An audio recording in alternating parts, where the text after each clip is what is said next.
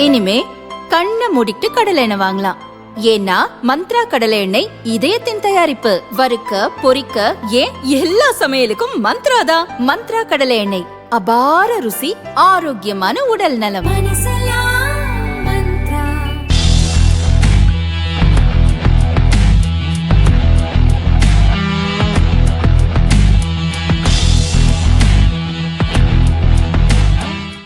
மேற்காசிய போர் சூழலால் சர்வதேச வர்த்தகம் பாதிக்கப்பட்டதை அடுத்து மத்திய அரசு ஏற்றுமதியாளர்களுக்கான வரி சலுகைகளை செப்டம்பர் 30 வரை நீட்டித்துள்ளது.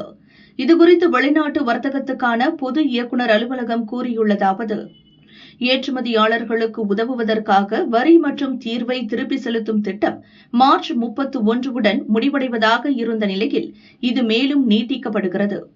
அதன்படி ஏப்ரல் 1, 2026 முதல் செப்டம்பர் 30 வரை ஏற்றுமதி செய்யப்படும் பொருட்களுக்கும் இந்த திட்ட சலுகைகள் பொருந்தும் என தெரிவிக்கப்பட்டுள்ளது. ஏற்றுமதியாளர்கள் பல்வேறு பொருட்களின் உற்பத்தி மற்றும் விநியோக நடவடிக்கைகளை மேற்கொள்ளும் போது பல்வேறு வரிகள் தீர்வைகளை செலுத்துவார்கள். வேறெந்த திட்டத்தின் கீழும் திரும்ப கிடைக்காத இந்த வரிகளை இத்திட்டத்தின் வாயிலாக ஏற்றுமதியாளர் திரும்ப பெற முடியும்.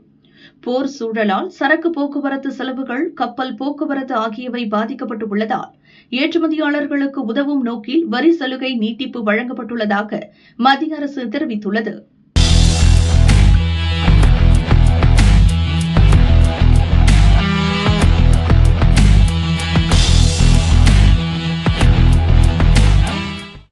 சிறப்பு பொருளாதார மண்டல நிறுவனங்களின் உள்நாட்டு விற்பனைக்கு சிறப்பு வரி சலுகைகளை மத்திய அரசு அறிவித்துள்ளது. ஏற்றுமதியை ஊக்குவிக்கும் நோக்கத்துடன் சிறப்பு பொருளாதார மண்டலங்கள் அமைக்கப்படுகின்றன.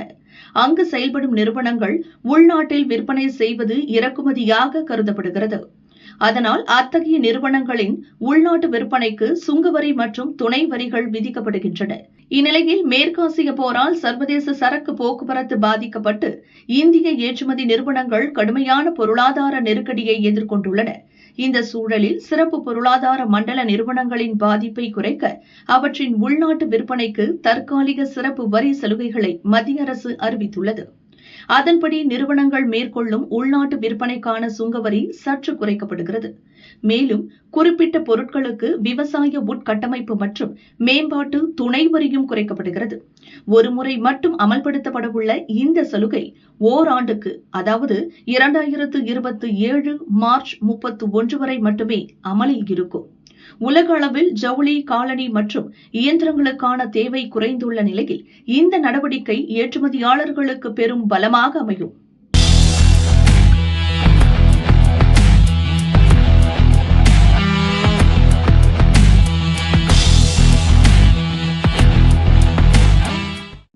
இந்தியாவில் கிளைகளை விரிவாக்கம் செய்ய ஜப்பான் நிறுவனங்களை அந்நாட்டு அரசு ஊக்குவித்து வருகிறது. நிறுவனங்களின் வசதிக்காக சிறப்பு அலுவலகம் ஒன்றையும் ஜப்பான் வெளியுறவுத்துறை திறக்க உள்ளது.